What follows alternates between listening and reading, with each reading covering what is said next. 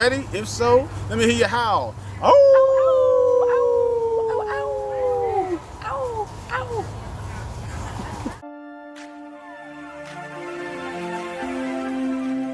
ow. Today's story adventure is an original story called Oink Yeah, the Three Pigs Remix. It's a fractured fairy tale that I created for our children that not only teaches how hip-hop came to fairy tale land, but it also teaches how you can handle those bullies that you might face in your schools, your neighborhood, or in your workplace. So for this particular story, you said you created this for our children, but be honest, you really created it. I mean, we don't want any favorites and make the other kids jealous. We do have 3 kids, but you created this for the first one, the oldest one.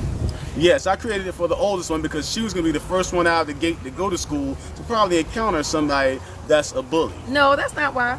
You did it because you had to tell her a story because she would be sitting up there like crying or wiggling or whatever, and when you would pick her up and talk to her, she would be quiet. So when you told her the quick version of the 3 little pigs, she was like, okay, good. Then she got older. Like, how old was she when you first started telling her this? She was about 5 months old. Right, so you were not concerned about bullies at school. Well, I had to make it look like we are occupying edutainment, so I was trying to make it educational and entertaining for the audience out there. But now that you got the secret out, yes. Okay. I did create it as a way just to keep the baby quiet while I could enjoy a little bit of a snack or some downtime from holding her for a long time. So you were eating snacks and you weren't picking the baby up when I wasn't there. Right, she was just sitting there in her swing, ignored and isolated. Right, yeah, that's the kind of father I was. Okay, she turned out pretty good. Well, I guess because you kept evolving this story, huh? Right, the story keeps evolving, but it keeps some of the same characteristics as a traditional fairy tale. This is a cautionary tale. The 3 Pigs is a cautionary tale that tells what happens when you're not prepared to deal with a bully like the big bad wolf. They're just like any other fairy tale. My version of the 3 Pigs, it has a protagonist. The protagonists are? Oh, well, the good guys. You know, like the protagonist is the hero of the story. Which in this case would be the 3 Pigs. And then the antagonist is everybody's favorite fairy tale villain, who is the big bad wolf. So let's dive into the story to show them how the 3 pigs stood up, stood out, and stood together to stand up to the big bad bully in their life called the big bad wolf. All right, let's get right into the story. Now, remember, it's an original story, and we hope you enjoy it. Let us know what you think about the story. Of course, we'd enjoy for you to let us know what versions you've heard. What are your favorite parts to this story? Keep in mind, it is an original that he had to keep adapting as our daughter got older. So it's our brand of edutainment, and we're going to get you started with that right now. Are you ready? If so, let me hear you howl. Oh!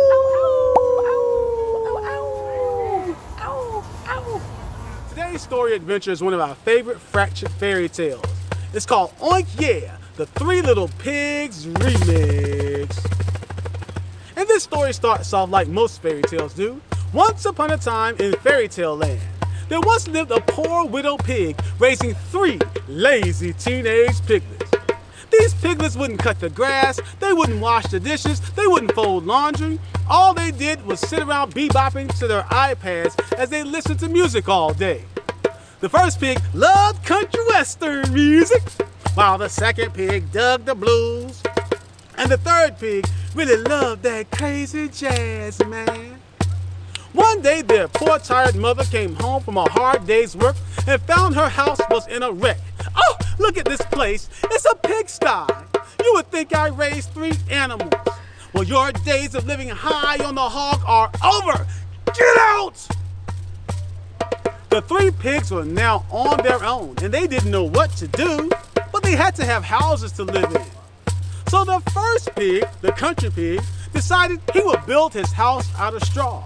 And as he built his house, he sang, well, I'm a country little pig, with a yee hee haw haw, and I'm gonna build my house out of straw, y'all, so that when I come home, at the end of the day, I can mean it when I say, I'm gonna hit the hay, yeah! The second pig that liked the blues decided he would build his house out of sticks. And as he began to build his new home, he missed his mother and felt a little blue. So he sang, My mama threw me out, then left me in a fix, I ain't got no money, so I'm gonna build my house out of sticks. I got the blues, I got the pitiful stick house blues. I'm too old to live at home, I don't know what I'm gonna do. I'm a poor little piggy with the pitiful little stick house blues. The third pig that liked jazz music decided he was going to be smart, and he bought a load of bricks and built his house out of bricks. As he built his house, he began to be moved to jazz poetry and said, roses are red, violets are blue. My dear sweet mama bid us all adieu. She took us by our piggy hooves and said, be afraid of the big bad wolf. So instead of building my house out of straw and sticks, I'm gonna build my house out of bricks. Yeah. Now the three pigs were all living in their house, and they thought they were safe. But that's when along came, dun dun dun, the big bad wolf. The wolf knocked on the first pig's house of straw and said, little pig inside the straw house, let me come in. The pig opened up his window and said, shucks no, Mr. Wolf, you ain't my friend. You ain't gonna get nary hair off of my chinny chin chin. And so the wolf, he huffed and he puffed and he blew the straw house down. Lord help me! The little pig ran down the road, lickety-split, till he got to his brother's house made out of sticks. He knocked on the door. Ah, brother dear, ah, brother dear, ah, please let me inside. The big bad wolf, ah, he's trying to skin my hide. The pig opened up his stick house window and said, you better shift your gears in the turbo blast, cause I'ma open my door for you and then I'm gonna shut it real fast. So he opened the door to his stick house. His brother ran inside and then boom, slammed the door shut. The two pigs thought they were safe inside the stick house, but that's when along came, dun dun dun, the big bad wolf. Little pigs inside the stick house, let me come in. Wolf, you can howl, and wolf, you can grin, but you won't get one hair off of our chinny chins. No. And so the wolf, he huffed, and he puffed, and he blew the stick house down. Lord help us! The two pigs ran down the road, lickety-split, so they got to their brother's house made out of bricks. They knocked on the door. Brother dear, ow, brother dear, ow, please let us inside. Yeah, man. The big bad wolf, he's after both of our hides. The third pig opened the door to his brick house. His brothers ran inside and boom, slammed the door shut. The little pig put on a hot kettle of water to boil on the fireplace to make some chamomile tea, and he tossed on a John Coltrane album. But that's when along came, dun dun dun, the big bad wolf. Little pig inside the brick house, let me come in. The pig opened his door and said, yo dog, I heard how you blew my brother's houses in, but you won't get one hair off of our chinny chin chins, man. That's right, now get! That's a fact, Jack. Go ahead, hit the bricks and split. And so the wolf, he huffed, and he puffed, and he blew that No, he didn't. Down. You know why? Cause it's a brick.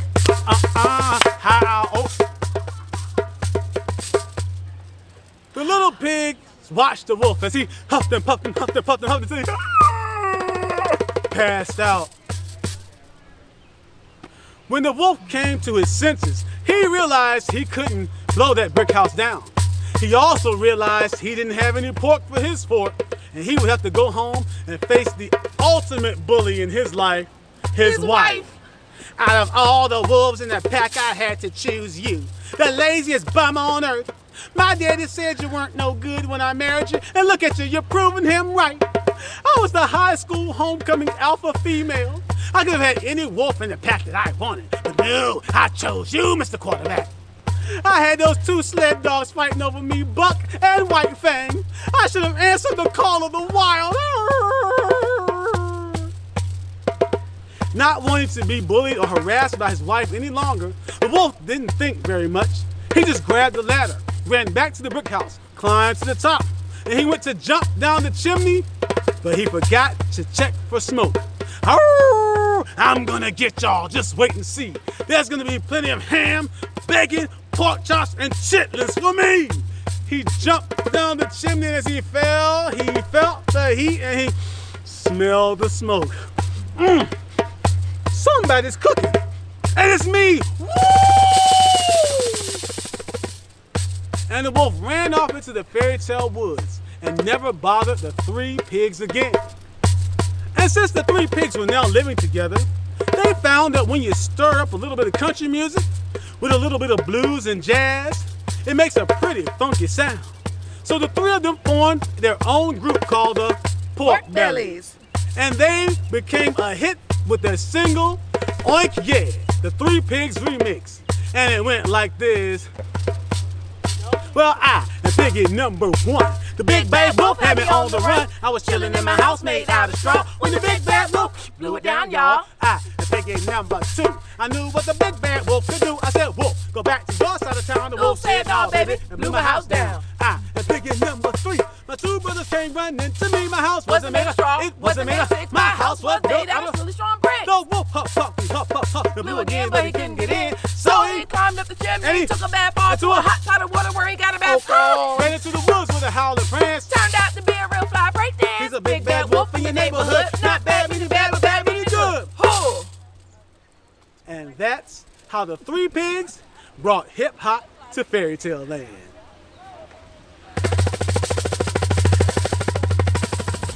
We hope that you enjoyed today's story of Oink Yeah, the Three Pigs Remix.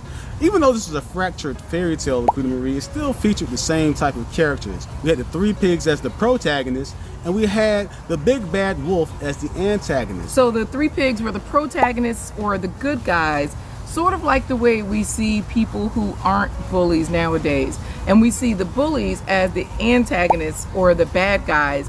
But when we think of a bully as a bad guy or an antagonist, it's just like a wolf. Like, they're not really a bad guy. They just have bad behaviors. Like, wolves aren't really bullies because they just like doing other animals wrong. It's like, you know, they just want to eat. Well, the wolves do. Right. The bullies, they just might have behaviors that they don't realize they can change. They might have behaviors that are just bad behaviors. But whatever behavior that you keep doing, even when the person says to stop, that's what really makes you a bully. So, like for me, you know, I would tease when I was a kid. I would keep teasing, even my sister, especially my sister. And I didn't realize that, oh, if you're doing this to family members, it's still considered bullying. But I'm an adult now, you know, so I learned my lessons. I don't do that anymore. Oh, really now? You've learned your lesson. You don't bully people anymore, huh? In your family. What, like, who? Okay, just think about it, folks. If you're a wife, you're a natural born bully. Am I right? So, okay. But no, let's talk about what because we're making comparisons between wolves and their natural characteristics and bullies and their characteristics. So let's start off with the way wolves tend to stalk their prey. Wolves typically hunt in the dark at night when it's hard for their prey to see them on the prowl. Oh, it creates like a hot spot. A hot spot for trouble. And bullies are the same way. Bullies tend to hang out or do their dirt in places where there's a lot of opportunity for them to mistreat someone without being seen by anyone that can help. So it's not an opportunity for a quick report so that you can get some help right away. Sort of like when you are in a cafeteria, in a gym, at recess, if you're a kid, basically in a public space where sure there might be a lot of people around, but the immediate help that you would call like law enforcement or a school teacher, a trusted adult if you're a kid, then those people aren't nearby. That's what makes it a hot spot for trouble. So the best way to avoid bullies in that situation is to recognize when you're in a hot spot for trouble and simply remove yourself from the situation if a bully starts to bother you. Another thing that bullies like to do that is similar to wolves, wolves like to isolate their prey.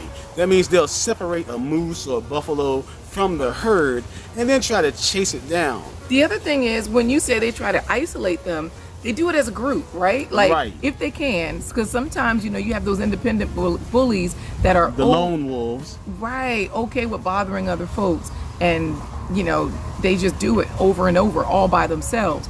But like with wolves, since their natural behavior is to travel as a pack and, to isolate that one prey as a pack, then sometimes you'll have bullies that have their squad. Like, people feel bigger and badder when they got their homies, their squad, their backup with them.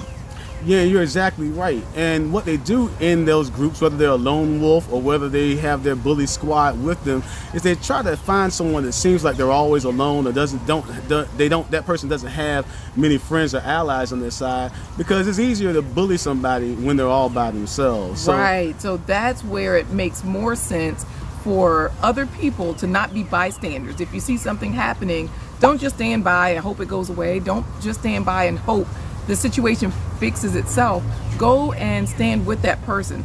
Talk to them, ask them if they're okay, ask them if they need anything, and just by you kind of showing up, a lot of times that person, that lone wolf or the squad, will kind of start to back down. It's sort of like when you stand your ground, like when a prey stands their ground against a wolf, the wolves will back down. Right, because wolves like to cause that isolated prey to run so that they can attack it from behind. You have to think about a moose or a buffalo as compared to the size of a wolf.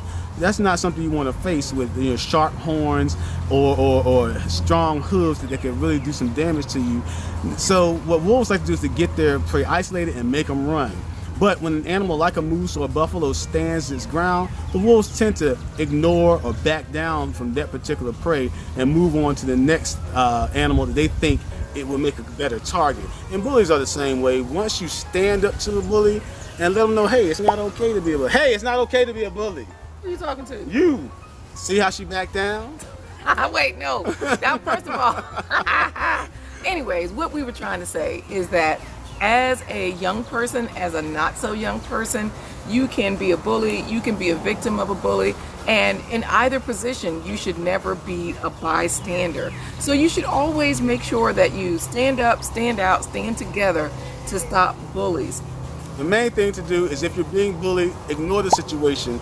Don't be confrontational. You don't have to run away, but remove yourself from the situation. And then make sure that you go and you report it to someone that can help, whether it's a teacher in school, whether it's a police officer in the community, or whether it's a supervisor on your job. Always make sure that you report the behavior so that it can be stopped. That's the way you stand up and stand your ground. If you're an adult, you have a cell phone, videotape. That's how a lot of things have been reported. That's how a lot of awareness have come to things, and those things have been changed because not from the main media, but from your own personal cell phones, your own personal devices. That's a way to stand up. So down below in the comments, tell us some things that sometimes about some instances where you may have been faced a bully and what you did to stand up, stand out, and stand together with someone or for yourself in that situation. And also, don't forget to like, comment, and share. Hit the share button so that someone else can receive the value from this information as well. Once again, we're Untitled Edutainment. I'm Corey. LaQuita Marie. And we hope that you enjoyed today's story adventure.